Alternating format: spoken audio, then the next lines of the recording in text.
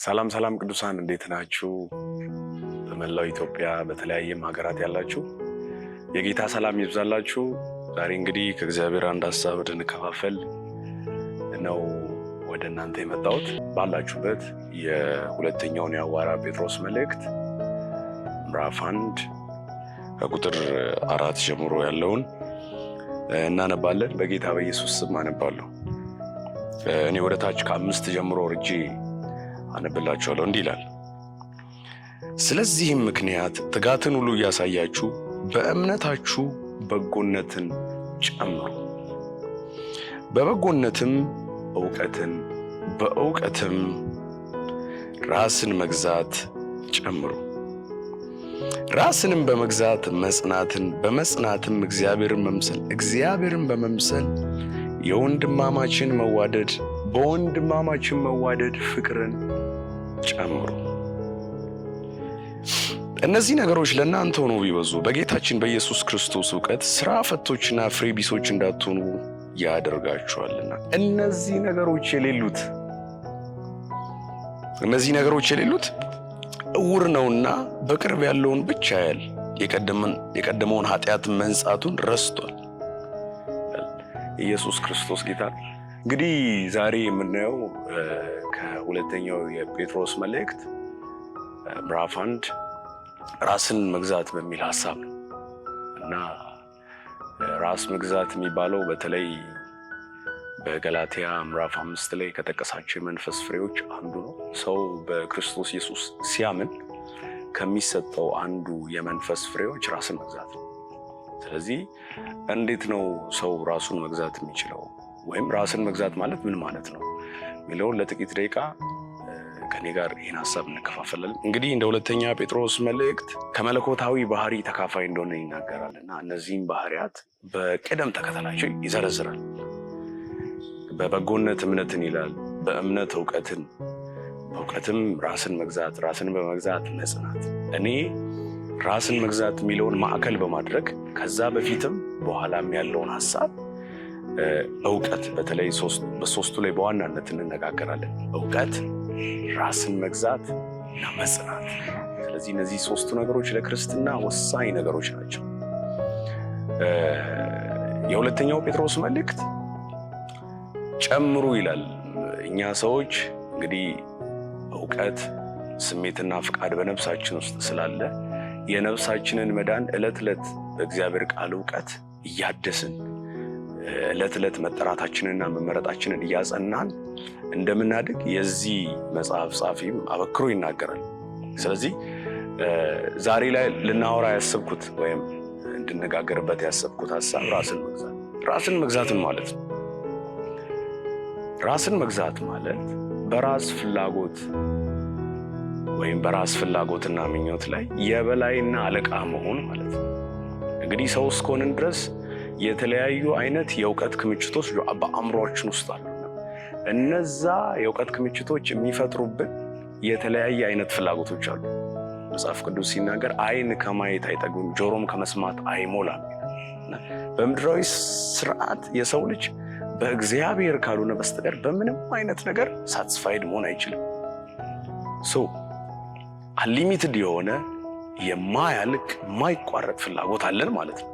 ስለዚህ ያን ፍላጎት እንዴት ነው ገተን በዛ ባይ ኔቸር ኃጢአተኛ በሆነው በዲ ላይ ኃጢአተኛ በሆነው ማይንድ ላይ ይሄን ራስን መግዛት የሚባለውን የመንፈስ ፍሬ መጠቀም የምንችለው? ራስን መግዛት ሲጀምር እነዚህ ፍላጎቶችና ምኞታችን ላይ የበላይና አለቃ መሆን ነው። ፍላጎቶቻችንን መቆጣጠር መቻል። አንሊሚትድ የሆኑ ፍላጎቶች አሉን። ነገር ግን መንፈስ ቅዱስ በእኛ ውስጥ ሲገባ የመጀመሪያ የሚያደርገው ራሳችንን እንድንገዛ ይሄን ፍሬ ይሰጠናል። የሁለተኛው ጴጥሮስ ጸሐፊ ይሄን ነገር ጨምሩ ነው የሚለው። ራስን መግዛት የሚያድግ ነገር ነው፣ የሚሰፋ ነገር ነው፣ የሚጨምር ነገር ነው። ሰው ከሚፈልገው ነገር በላይ ለሚያስፈልገው ነገር ቅድሚያ ሲሰጥ ራሱን ገዛ ይባላል። ራስን መግዛት ደግሞ የሚጀምረው ከእውቀት ነው እና ራስን መግዛት የሚለውን ሐሳብ ከመድረሱ በፊት በእውቀትም ራስን መግዛት ይላል። ከእውቀት ያልሆነ ራስ መግዛት የለም ማለት ነው። ከዚህ በፊት የገባብንን እውቀት ራሳችን እንዳንቆጣጠር ያደረገን የዚህ ዓለም እያንዳንዱ አስተሳሰብ እንዴት ነው መቆጣጠር ራሳችንን እንዴት ነው መግዛት ምንችለው ለሚለው የመጀመሪያው ነገር እውቀት ነው። መንፈሳዊ የሆኑ እውቀቶች ያስፈልጉናል ማለት ነው። መጽሐፍ ቅዱስን ማንበብ፣ መጸለይ፣ ከተለያዩ ሰዎች ጋር ህብረት ማድረግ። በዚህ ታይም በመንፈሳችን በኩል እግዚአብሔር እነዚህን እውቀቶች ያፈሱልናል። እነዚህ እውቀቶች ሲፈሱ ራሳችንን እንድንገዛ ትልቅ አስተዋጽኦ አላቸው ማለት ነው። ራስን መግዛት የሚጀምረው ከእውቀት ነው ማለት ነው። ግን አንድ ሰው እውቀት አለው ማለት ራሱን ገዛ ማለት ላይሆን ይችላል። ለምሳሌ መጽሐፍ ቅዱሳችን ላይ በጣም ብዙ የሚታወቁ ታላላቅ የእምነት አባቶች የሚባሉ ለምሳሌ ዳዊትን ብናነሳ የሆነ ሰሞት ላይ ነገስታት ለሰልፍ በሚወጡበት በዛ ሰዓት እሱ ግን ቤተመንግስት ቀረ። ምቾቱን መርጦ ያው ቤተመንግስት ላይ ሲሰነብት ኮምፈርት ዞን ተመቸው፣ መዋጋት አልፈለገም፣ አልወደደም፣ ሰው አልወጣም፣ ቀረ። በዛ ሰዓት ሲቀር ያየው የተመለከተው ነገር አለ። የሰው ሚስታይ ነገስታት በሚወጡበት በዛ ጊዜ ቀርቶ ያየው የተሳሳተ ነገር ነው። ይሄ ሰው ከዚህ በፊት ብዙ ጊዜ ጠላቱን በአካል አግኝቶ ሊገለው የሚፈልገውን ጠላት ሳይገድል በምህረት አልፏል። ሳኦልን 2 ጊዜ ተገናኝቶታልና የተናገረው ምላሽ ምንድነው? እግዚአብሔር በቀባው ላይ እጄን አላነሳም። ራሱን የሚቆጣጠርበት ጥበብ ነበረው። ስለዚህ ራስን ስለመግዛት እውቀት ነበረው ማለት ነው። በእግዚአብሔር ፊት ፍላጎቶቻችንን በሙሉ ማድረግ ስህተት ወይም ኃጢአት እንደሆነ ያውቃል። ነገር ግን እውቀት ብቻ ኖረው ማለት ራሱን ገዛ ማለት አይደለም። እውቀት እያለው ግን ራሱን እንዳይገዛ በዛ ክፍል ላይ ፌል እንዳደረገ እንመለከታለን። ስለዚህ ራሳችንን ለመግዛት the first thing እውቀት ነው። እውቀት ሲኖር ራሳችንን መግዛት እንችላለን። በገባብን እውቀት ራሳችንን ከገዛን በኋላ እንደ ኔክስት የሐዋርያው ጴጥሮስ መልእክት ጸሐፊ ራሱ ጴጥሮስ ምን ይለናል? በእውቀት ራስን በመግዛት መጽናት። ብዙ ሰዎች እውቀት ያገኛሉ፣ ከዛ ለተወሰነ ጊዜ ራሳቸውን ይገዛሉ። አፍተር ኦል ስለማይጸኑበት ሲዝናል ይሆናል ማለት ነው። እውቀት የመጀመሪያው ነገር ነው። ከዛን ራስን በመግዛት መጽናት። ብዙ ሰዎች በተወሰነ ጊዜ በሚያገኙት እውቀት ራሳቸውን ለተወሰነ ጊዜ ለውስን ጊዜ ይገዛሉ፣ ዘን ግን አይጸኑም። ክርስትና ዓለም ላይ ትልቁ ነገር ጽናት ነው። በእርግጥ ሐሳቤ ፎከስ አድርጌ የማወራው ሐሳብ ራስን መግዛት ላይ ነው። ስለ ጽናት በሌላ ጊዜ አካፍላችኋለሁ ብዬ ተስፋ አደርጋለሁና ብንጸና ይላል መጽሐፍ ቅዱስ ከእሱ ጋር እንነግሳለን። ራሳችንን በመግዛት ብንጸና፣ እሱን በመከተል ብንጸና፣ ፍላጎቶቻችንን በመቆጣጠር ብንጸና ስኬታማ እንሆናለን። ስለዚህ የሐዋርያው ጳውሎስ መልእክት ሰው በእውቀት ራስን መግዛት ከጨመረ በራስ መግዛት ላይ መጽናትን፣ በመጽናትም በወንድማማች መዋደድ ይላል። በወንድማማች መዋደድ እግዚአብሔርን በመምሰል ፍቅርን ጨምሩ ይላል። ከዛን ታች ላይ ወረድ ብሎ ከ8 ጀምሮ ቁጥር 8 እነዚህ ነገሮች ይላል ለእናንተ ሆነው ቢበዙ በጌታችን በኢየሱስ ክርስቶስ እውቀት ሥራ ፈቶችና ፍሬ ቢሶች እንዳትሆኑ ያደርጋችኋል። እነዚህ እውቀት፣ ራስ መግዛት፣ መጽናት የሚባሉ ነገሮች የሌሏቸው ሰዎች ፍሬው ስለሌላቸው ሥራ ፈቶች ወይም ፍሬ አልባ ናቸው። ከግንዱ ጋር ተጣብቀው ነገር ግን ማፍራት የማይችሉ ናቸው። ስለዚህ ራስ መግዛት ለአንድ ክርስቲያን በጣም መሰረታዊ ነገር ነው።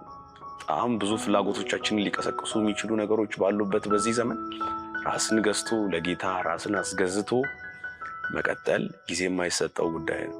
ስለዚህ ራስን መግዛት ከፍላጎቶቻችን በላይ ለሚያስፈልገን ነገር ቅድሚያ መስጠት ነው ማለት ነው። ራስን መግዛት በፍላጎቶቻችን አለቃ የበላይ አዛዥ መሆን፣ እኛን መቆጣጠር ከቻልን፣ እኛን መምራት ከቻልን፣ እኛ ራሳችንን ለማያስፈልገን ለማይጠቅመን ነገር ሰሚት ማድረግ ካቆምን ያን ጊዜ እግዚአብሔርን ማስከበር እንጀምራለን። አንድ ጸሐፊ በመጽሐፉ እንዲህ አለ፣ በጣም በቅርበት የማውቀው ወዳጄ ነው። ትልቁ የጦርነት ስፍራ አእምሮ ነው። ትልቁ ድል ራስን ማሸነፍ ነው። ራስን መግዛት ማለት ራስን ማሸነፍ ነው። ከፍላጎቶቻችን፣ ከስሜቶቻችን፣ ከአስተሳሰቦቻችን ጋር ታግለን ግብ ፈጥረን እኛ ስሜቶቻችንን ስናሸንፍ ያን ጊዜ ራሳችንን ገዛን ይባላል። ይሄ ሁሉ የሚሆነው አእምሯችን ውስጥ ነው ማለት ነው። ስለዚህ ሰው የአስተሳሰብ ውጤት፣ አስተሳሰብ ላይ መስራት፣ አዳዲስ ዕውቀት ማስገባት ራስን ለመግዛት የመጀመሪያው ስቴፕ ነው። ስለዚህ መጽሐፍ ቅዱስ ራሳቸውን በመግዛት በጣም የተመሰከሩ ሰዎችን ይጠቅስልናል። ለምሳሌ ዮሴፍን ማየት እንችላለን። ራሱን በመግዛት የተዋጣ ነበር። ራሳችንን ለመግዛት ምን እናድርግ?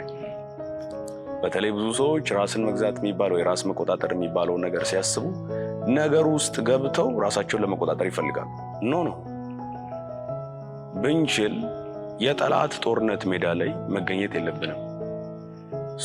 ራስን የመቆጣጠር ጥበብ አንድ አቶሚክ ሃቢት የሚባል መጽሐፍ ላይ ጸሐፊ እንዲህ አለ፣ በጣም ብዙ ሰዎች ራሳቸውን በመግዛት የተዋጣላቸው የሚባሉት ራስን የመግዛት ጥበብ በትንሹ ሲጠቀሙ ነው ይላል።